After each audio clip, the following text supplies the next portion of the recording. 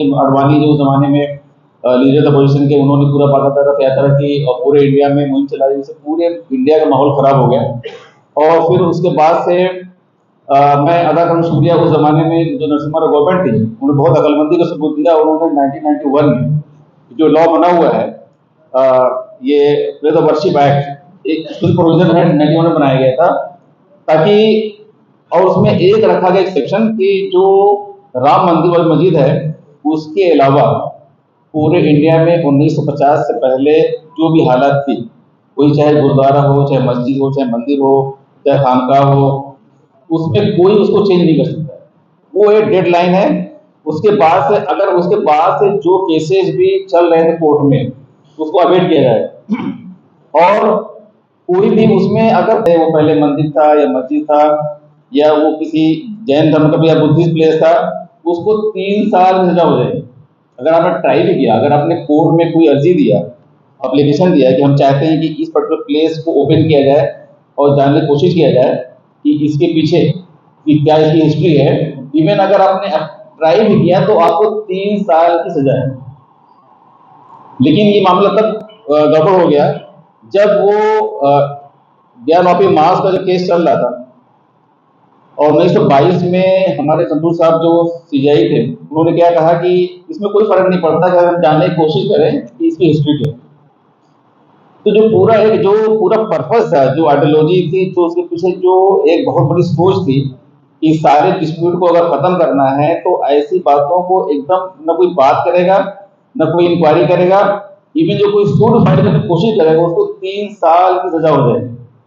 उन्होंने क्या किया, अपने एक ओरल आर्गुमेंट में बोल दिया कि अगर किसी प्लेस के बारे में जानने की हम कोशिश करते तो क्या होगा, लेकिन उस बात को उन्होंने जजमेंट नहीं लिखा, एक ओरल है।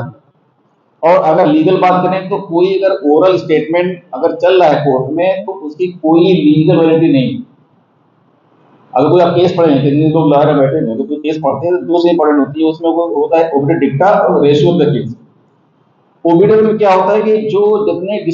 आज का जो लेक्चर रखा गया था, जो इबादतगाहों के तहफ़्फ़ुज़ का जो एक्ट है 1991 का जो एक्ट है, जिसके खिलाफ वर्जी की जा रही है, जो एक्ट 1991 में इसलिए बनाया गया था कि जो है इस देश को बंटने से, इस देश में जो है एकजुटता जो ख़त्म हो रही है, उस एकजुटता को कायम रखने के लिए 1991 का एक्ट जो बनाया गया था, आज उस एक्ट को जो है माना नहीं जा रहा है, उस एक्ट को तोड़ा जा रहा है और उस लॉ को जो है तोड़ा जा रहा है। तो इसीलिए ये लेक्चर रखा गया था ताकि जो है हम ये चीज़ जो है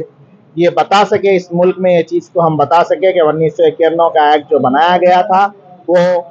मस्जिदों के तहफ़्फ़ुज़ के लिए नहीं बल्कि हर इबादतगाह के तहफ़्फ़ुज़ के लिए था, चाहे वो हिंदुओं की इबादतगाहें हों या मुसलमानों की इबादतगाहें हों या क्रिश्चियनों की इबादतगाहें हों। जो एक्ट बनाया गया था वो 1947 के बाद जितनी इबादतगाहें थी वो उसी तरह से इबादतगाह रहेगी। ये एक्ट में जो खुले लफ्ज़ों में ये बात कही गई थी, लेकिन आज उस एक्ट की खिलाफ वर्जी करते हुए ये जो संभल की मस्जिद का जो ऑर्डर दिया गया है, ये कहकर कि सिर्फ ये जो एक इन्वेस्टिगेशन है, ये कहकर जो ऑर्डर दिया गया है, इससे साफ ये जाहिर हो रहा है कि ये एक पॉलिटिकल छोड़ा हुआ शोषा है जो है इस मुल्क को बंटवारे की तरफ ले जा रहा है। और जो हिंदू मुसलमान जो एक दूसरे के खिलाफ जो नफरत फैल रही है, उस नफरत को और आग दे रहा है। ये 1991 जो एक्ट बनाया गया था, वो एक्ट जो है एक दूसरे के खिलाफ जो है ये कार्रवाई ना हो इसीलिए ये एक्ट बनाया गया था, लेकिन ये एक्ट की जो खिलाफ वर्जी हो रही है,